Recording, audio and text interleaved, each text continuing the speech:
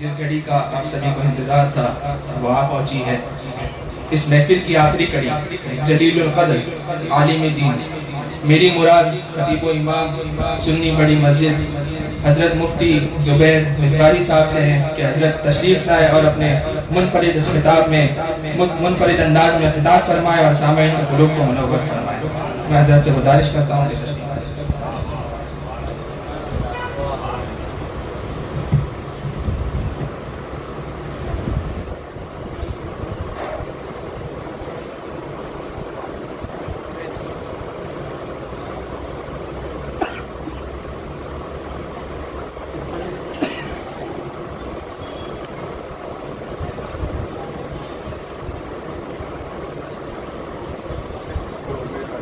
معزز مکرم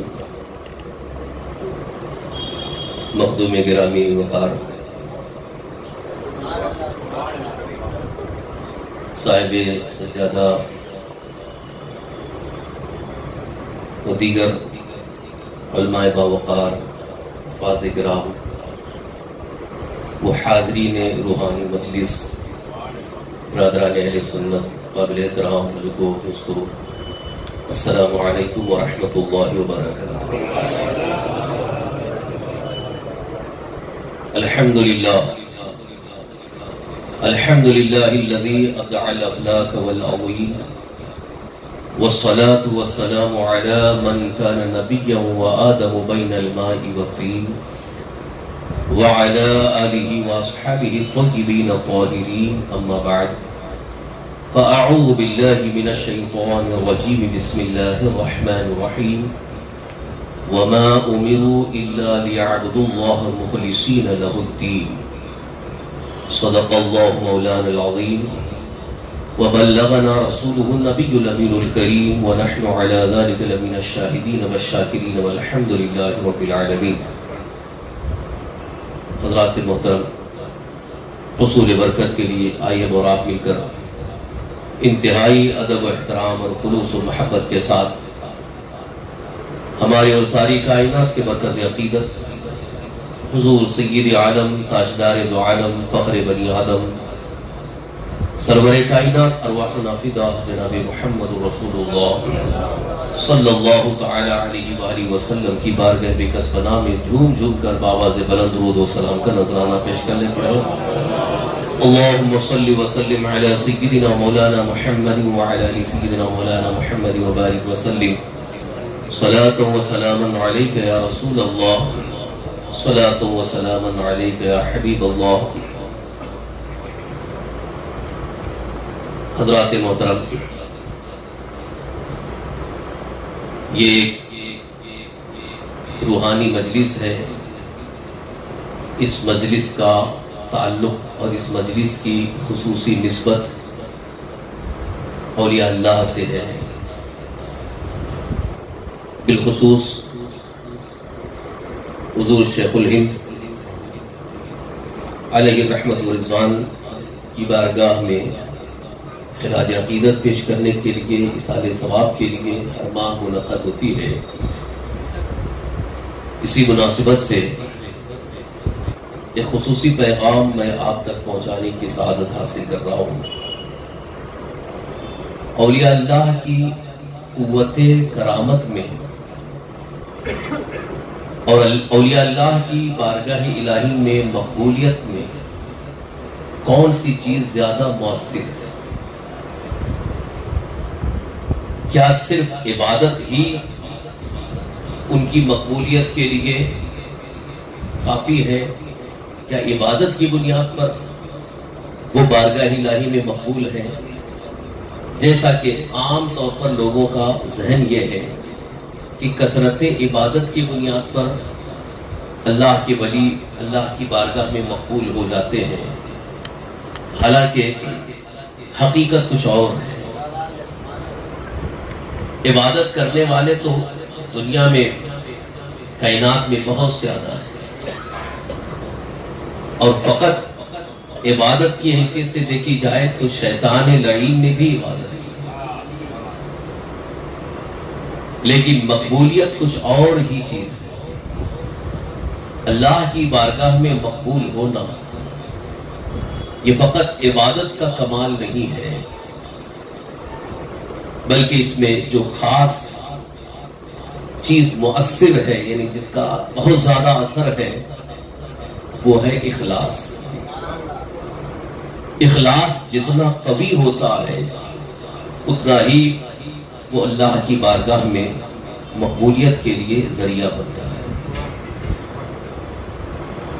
اب اخلاص کیا ہے، میں اس کی ایک مختصر تشریح کرتا چلوں گا۔ بندے کا اللہ سے جو ایک تعلق ہے، اللہ تو رب کائنات ہے اور اس کی مخلوق، بندہ اس کی مخلوق میں ہے، تو بندے کا اللہ سے ایک تعلق ہے، رب اور بندے کا، خالق اور مخلوق کا۔ تو عبادت جب بندہ کرتا ہے تو کئی نیتیں اور کئی خیالات اور کئی ارادے ہوتے ہیں۔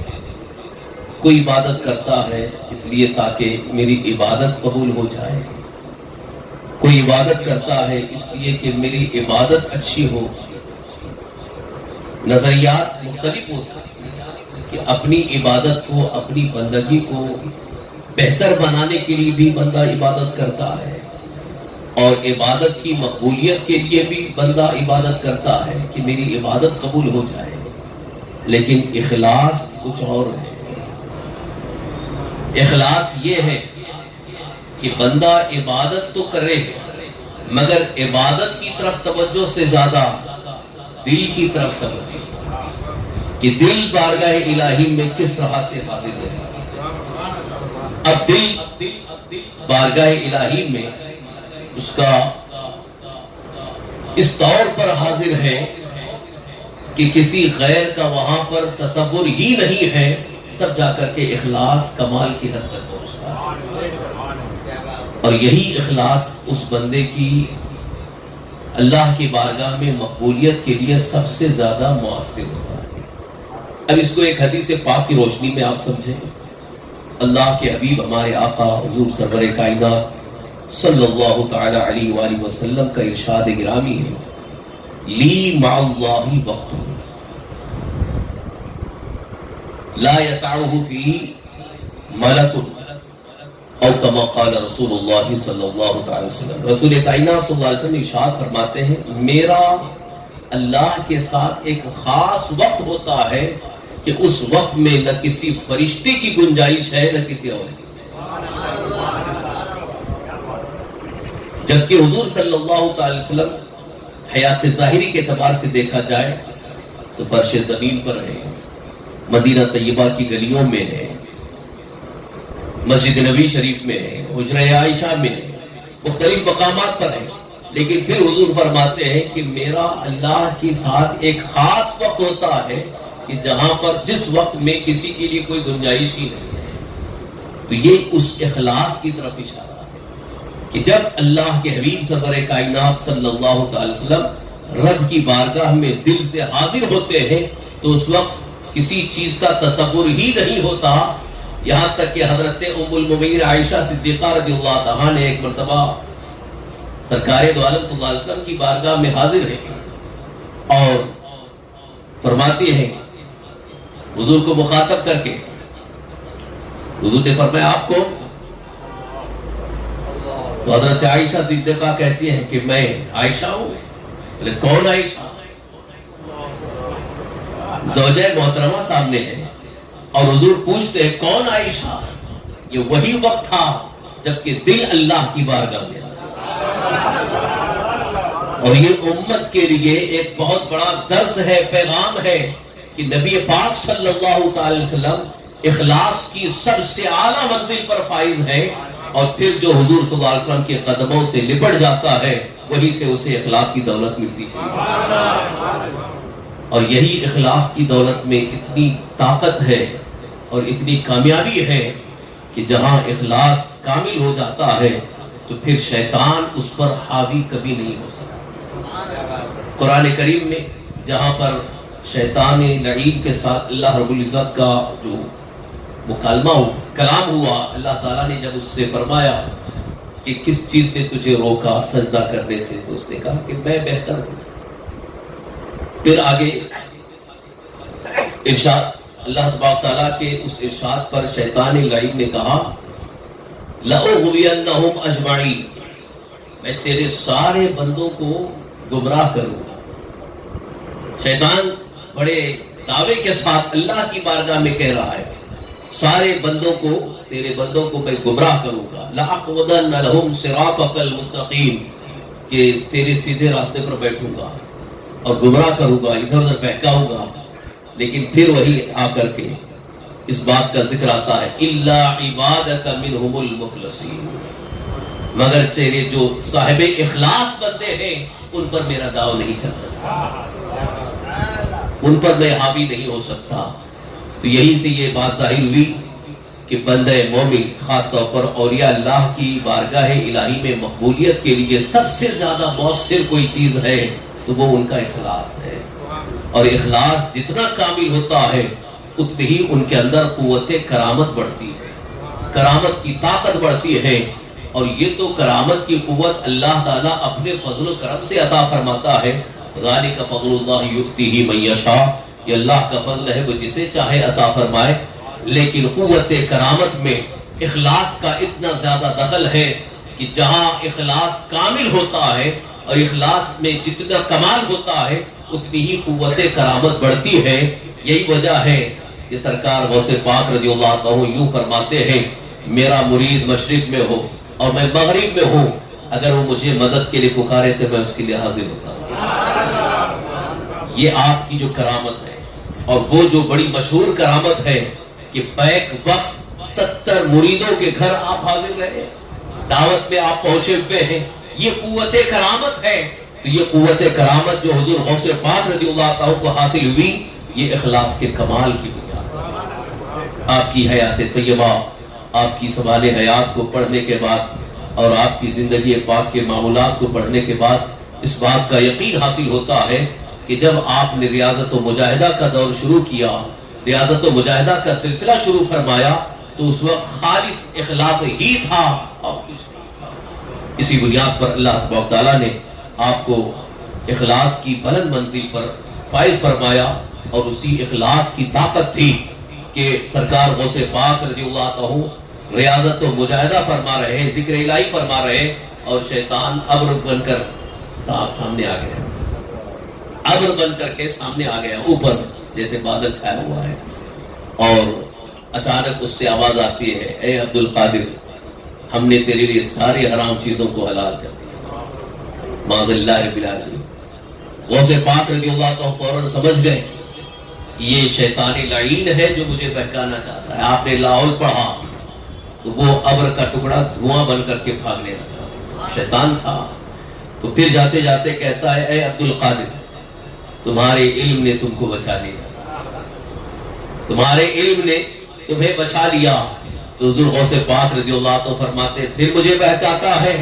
میرے علم نے نہیں بچایا، میرے رب کے فضل نے بچایا۔ تو وہ اخلاص ہی تھا جس کی بنیاد پر اللہ تعالیٰ نے اپنے فضل و کرم سے حضور غوث پاک رضی اللہ عنہ کو شیطان سے محفوظ فرمایا۔ چونکہ اولیاء اللہ اسی اخلاص کی برکت سے وہ شیطان کے مکر سے محفوظ ہو جاتے ہیں، اگرچہ معصوم نہیں لیکن محفوظ ضرور ہوتے ہیں۔ یہ اللہ تبارک تعالیٰ کا ان پر خصوصی فضل و کرم ہوتا ہے۔ عزیزان محترم،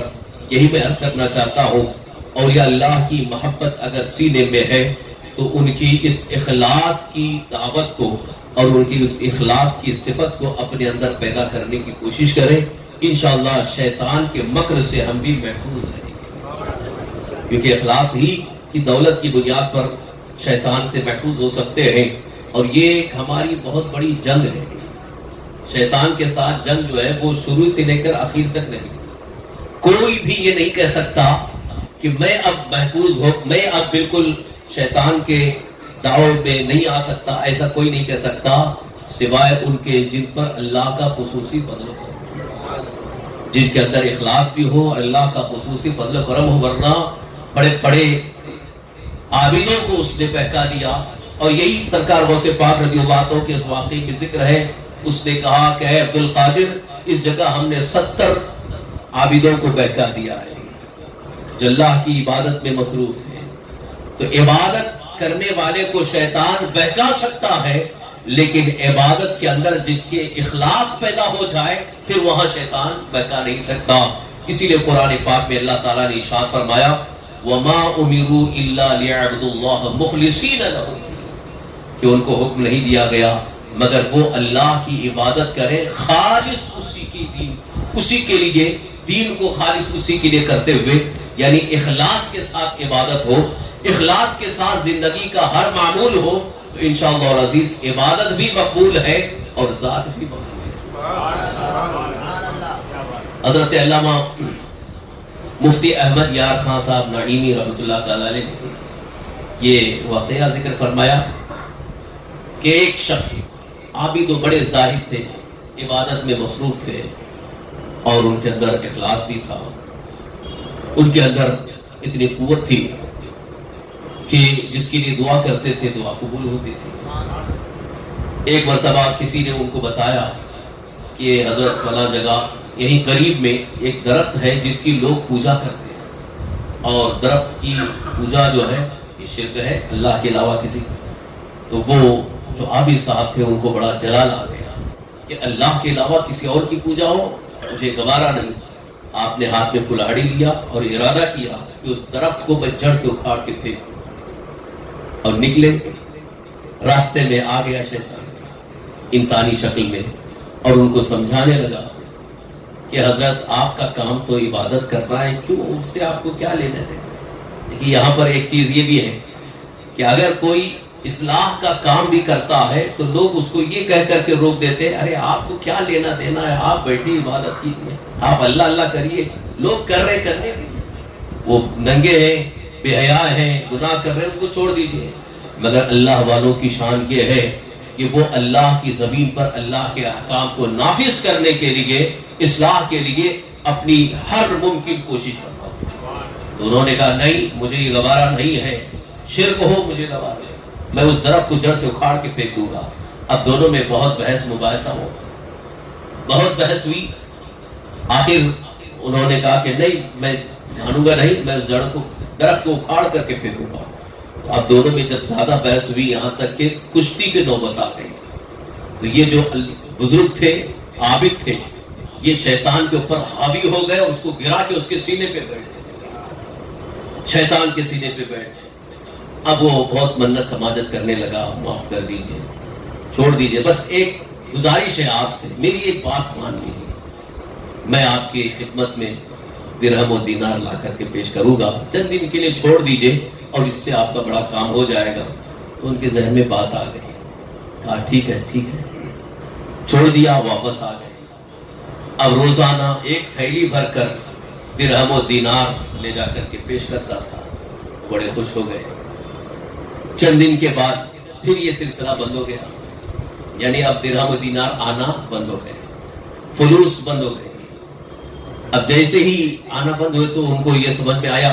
کہ اس نے تو مجھے دھوکہ دیا، اس نے کہا تھا کہ روزانہ ایک تھیلی بھر کر کے درہم و دینار لا کر کے دیا کریں گے، چند دن ملے اس کے بعد پھر رکے۔ اب پھر انہوں نے ارادہ کیا کہ نہیں اب تو میں درخت کو جڑ سے اکھاڑ پھینکوں گا، اب اگر وہ آئے گا تو اس کو بھی میں مار ڈالوں گا۔ پھر کلاڑی لے کر نکلے اور جیسے ہی راستے میں پھر شیطان آیا اور دونوں میں پھر بحث و مباحثہ ہوا۔ پھر دونوں میں جب کشتی کی نوبت آئی تو اب معاملہ بالکل الٹا تھا کہ اب وہ نیچے تھے اور شیطان ان کے اوپر حاوی ہو گیا۔ اب وہ بالکل سوچ میں پڑ گئے کہ پہلی بار میں تو اس پر حاوی تھا اور یہ بالکل میرے سامنے بالکل لاچار ہو گیا تھا، اب یہاں تو معاملہ بالکل الٹا ہوا ہے۔ تو وہ شیطان کہتا ہے یہی تو میرا کمال ہے، پہلے جب آپ جا رہے تھے تو صرف خالص اللہ کی رضا کے لیے جا رہے تھے، آپ کے اندر اخلاص کی دولت تھی، اسی لیے میرا داؤ نہیں چل پا رہا تھا، لیکن جیسے ہی درہم و دینار کی لالچ میں نے پیدا کر دیا آپ کا اخلاص ختم ہو گیا۔ لہذا جب اخلاص ختم ہوتا ہے تو میرے اوپر کوئی حاوی نہیں ہو سکتا ہے، میں آپ کے اوپر حاوی ہوں۔ آپ سوچئے کہ اللہ کی بارگاہ میں عبادت کرنے والا مقبول بارگاہ الہی نہیں ہے جب تک کہ اس کے اندر اخلاص نہیں ہے۔ تو درہم و دینار یا دنیا کی لالچ میں اگر کوئی عبادت کرتا ہے یا دنیا کی لالچ میں اللہ کی بارگاہ میں کوئی ذکر کر رہا ہے، جیسا کہ آج کل کا ایک ماحول بنا ہوا ہے، یوٹیوب پہ دیکھ رہے ہیں کہ یہ ذکر کریں گے تو اتنا پیسہ آئے گا، یہ سورت پڑھیں گے تو اتنا پیسہ آئے گا، گھر گھر پیسہ ہی پیسہ ہوگا۔ دولت کی لالچ میں انسان ذکر کر رہا ہے، مال کی حرص میں انسان اللہ تبارک تعالیٰ کی عبادت کر رہا ہے۔ بعض لوگ نماز بھی اس لیے پڑھتے ہیں کہ دھندا اچھا چلے گا، معاذ اللہ رب العالمین، نماز اس لیے کہ ہم نماز پڑھیں گے تو گھر میں برکت ہوگی اور بہت زیادہ دولت آئے گی، مال ملے گا، خوشحال زندگی۔ اللہ اکبر۔ اولیاء اللہ کا حال یہ ہے کہ حضرت سیدہ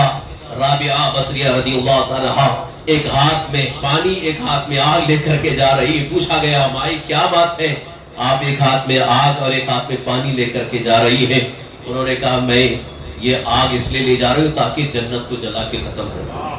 اور پانی اس لیے لے جا رہا ہوں کہ جہنم کو بجھا دوں گی۔ بولے وجہ کیا ہے؟ بولے پتہ چلا کہ لوگ جہنم کے خوف سے اور جنت کی لالچ میں اللہ کی عبادت کرتے ہیں۔ وہ یہ سمجھتے رہے اللہ کی عبادت تو کسی لالچ میں نہیں ہونی چاہیے بلکہ رضائے مولا میں ہونی چاہیے۔ یہی اصل اخلاص ہے کہ جب خالص اللہ کی رضا کے لیے ہو، جس میں دنیاوی کوئی مفاد نہ ہو، کوئی حرص نہ ہو، کوئی لالچ نہ ہو، پھر دیکھیں اس اخلاص میں عبادت کے اندر کتنا لطف آتا ہے، اس عبادت میں کتنا مزہ آتا ہے۔ یہی وجہ ہے اولیاء اللہ جب رات میں عبادت کے لیے رکعت باندھ لیتے، پوری رات ختم ہو جاتی لیکن 2 رکعت ان کی مکمل نہ ہوتی، یہ اخلاص کی بنیاد پر تھی۔ اور آج ہمارے اندر حرص پیدا ہو گئی ہے تو رات کی 2 رکعت نفل ہمارے لیے بھاری ہوتی۔ اخلاص پیدا کریں، جیسے ہی اخلاص پیدا ہوگا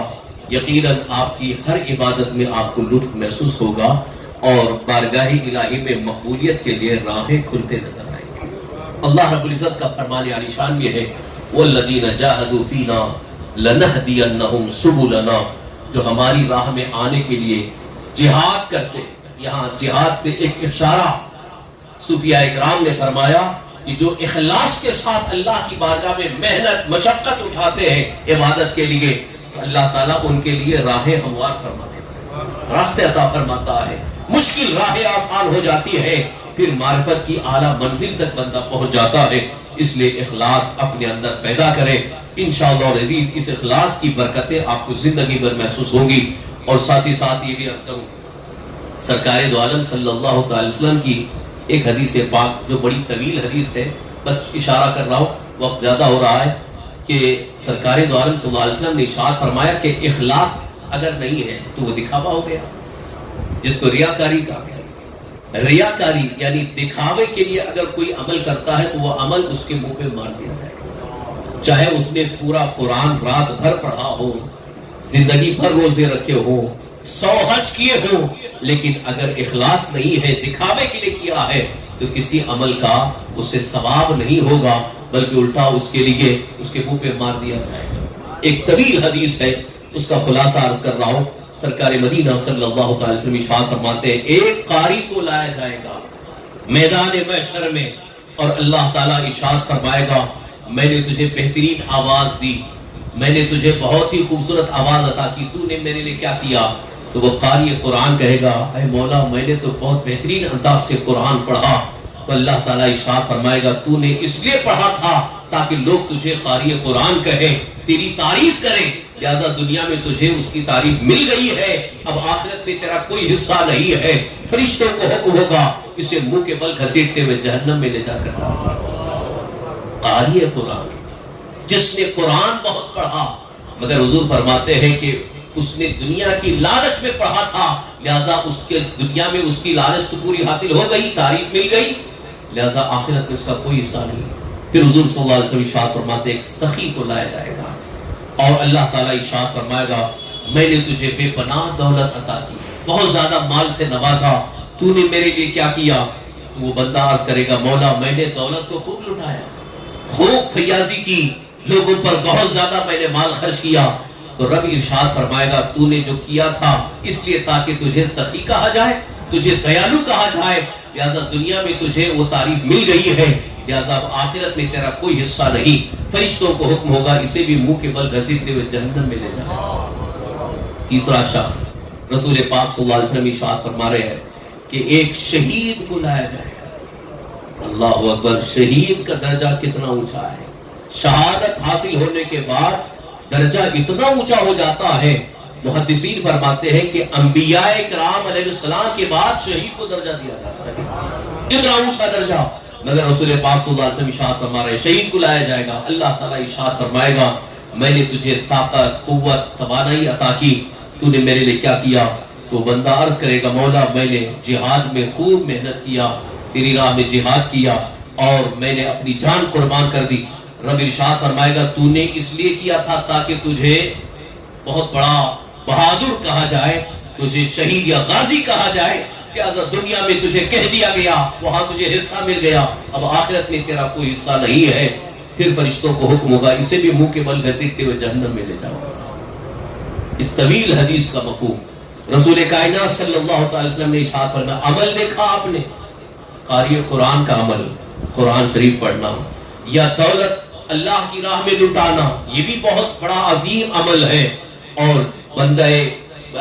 خدا کا اللہ کی بارگاہ میں اللہ کی راہ میں جہاد کرنا یہ بہت بڑا عمل ہے، لیکن اخلاص نہ ہونے کی بنیاد پر وہ عمل مقبول نہ ہو سکا، بلکہ اس کے برخلاف اسے آخرت میں کوئی حصہ نہیں دیا گیا۔ اسی لیے رسول اعظم صلی اللہ علیہ وسلم ارشاد فرماتے ہیں ہر عمل میں اخلاص پیدا کرو، اگر چھوٹا بھی عمل ہے تو وہ بارگاہ الہی میں مقبول ہو جاتا ہے، بڑا عمل ہے لیکن اخلاص نہیں ہے تو اس بڑے عمل کا کوئی فائدہ نہیں، اگر اخلاص ہے تو وہ عمل بارگاہ الہی میں مقبول بھی ہے، اس کا ثواب بھی حاصل ہوگا، اس کی برکتیں بھی حاصل ہوں گی۔ یہ بڑا عظیم پیغام ہے جو احادیث کریمہ کی روشنی میں عزیزان محترم، دنیا کی لالچ انسان کو اس قدر کبھی کبھی گمراہ کر دیتی ہے کہ آدمی صرف اور صرف تعریف سننے کا خواہاں بن جاتا ہے